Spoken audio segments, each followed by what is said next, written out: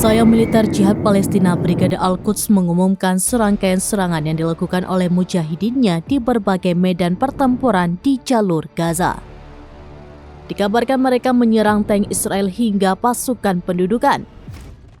Brigade Al-Quds mencapai titik pertempuran sengit dengan pasukan Israel di wilayah Abu Haddaf, timur laut Khan Yunis. Mereka menargetkannya dengan mortir dan mortir biasa RPG.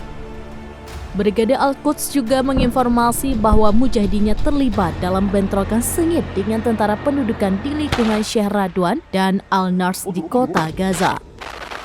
Waktu dibahas tepat pukul 9 pada Minggu 3 Desember 2023 malam, brigade tersebut mengumumkan pemboman mereka terhadap berbagai permukiman.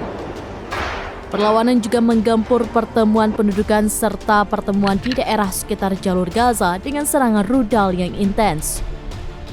Mereka juga bertanggung jawab atas serangan di berbagai wilayah, mulai dari Sderot, Beersheba, Sufa, Hulid, dan Nir Ishak.